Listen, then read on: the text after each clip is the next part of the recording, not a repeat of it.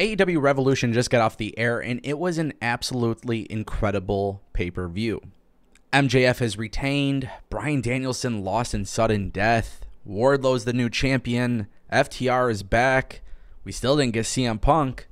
But guys, so many great things have happened tonight, and it's kind of like what I say all the time with AEW's pay-per-views. Regardless of how you feel about the build, Tony Khan is known for putting on an incredible pay-per-view, and that is really awesome because those tickets aren't cheap. So you know the fans that went down to San Francisco, you know they had a great time there because the show is delivered. Now, one thing that I thought was really good about AEW tonight was, even though the build to the pay-per-view wasn't that great, I feel like they did a really good job of kind of setting up the future of their TV. More specifically, I really can't wait to see what's next with the Elite and what happens with Hangman Page. Hangman Page defeated Jon Moxley in an incredible Texas Death Match. Jon Moxley tapped, which, by the way, I don't think he's ever done that in AEW. And all of these different things that have happened got me really excited to see what's next. And I can't believe that this pay-per-view has actually done that, because usually pay-per-views are done to kind of, end the story, right? You kind of get to the conclusion of the story. It's very rare where you're starting new stories. But the Elite lost. House of Black are the new champions. FTR returned when the Guns retained. Now we know FTR is coming back for those titles. Wardlow, Powerhouse Hobbs, a lot of significance there.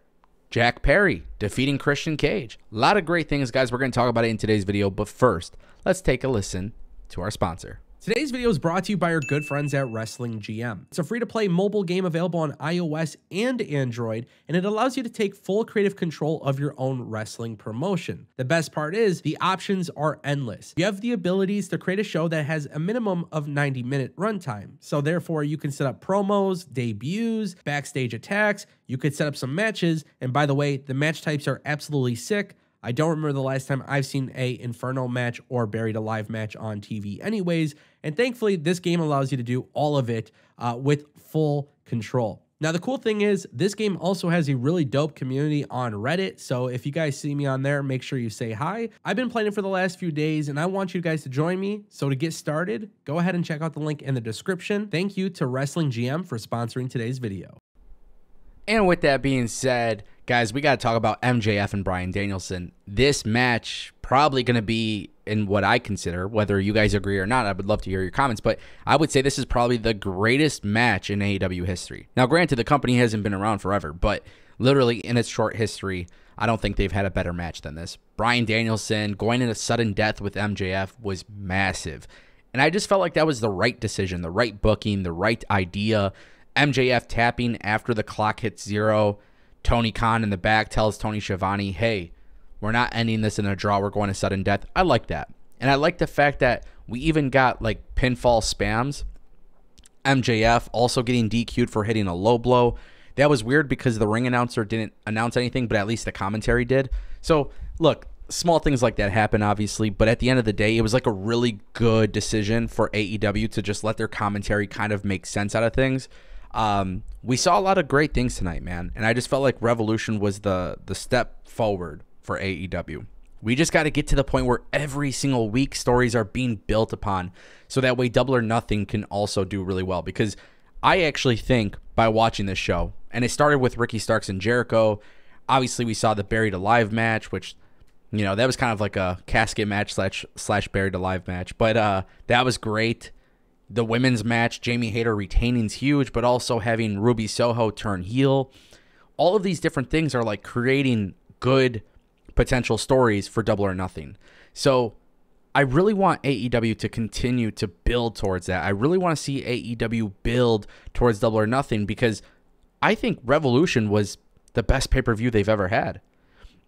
Yeah, I was at All Out in 2021, and that was my favorite pay-per-view of AEW's history.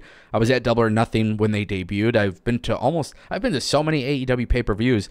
This is the one where I think genuinely kind of felt like the old days of AEW, man. It kind of felt like things were just normal again. I don't know how to explain it, but it really was an enjoyable pay-per-view. And again, I said this before, like, the builds may not be the best. They're having a hard time building the pay-per-view. Not that they're struggling to be entertaining, but they're struggling to get the storyline really good. This tonight felt like, wow, like we can get excited for more stories. What's going to happen with Ruby? Again, all of these different things that we're talking about are things that we're looking forward to. We're excited to see what's next, but it really just depends on AEW to do it. And I think Tony Khan's going to do it. I think Tony Khan has realized Tony Khan's not stupid. He's on Twitter. He's reading people's tweets. He's reading what his audience says. He knows what people to push and what people not to push. I think Tony Khan knows, whether he wants to admit it publicly on a podcast or not, storytelling needs to improve. And the thing is, we all know Tony Khan is really good at storytelling. We talk about this in 2019, in 2020, in 2021.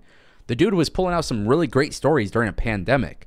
So it's just kind of strange that like in the last year or so, it just hasn't been as consistent. But I thought Revolution, and it definitely makes up for the Revolution, what was it, 2020, when the death match with the barbed wire, all that botches or whatever. Like that's a thing that people will always talk about with AEW Revolution.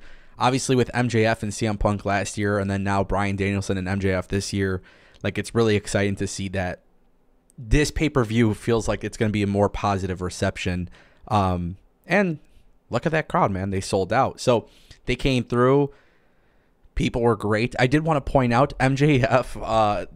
People are saying that this isn't a plant. So we'll see what really happened here. But MJF spilled water on a little kid in the crowd. The mom and the kid were freaking out. They were really pissed about it. There was reports that came out immediately after that AEW sent somebody to talk to them, and I don't know too much about that situation, but that was really crazy. MJF just being a really good heel.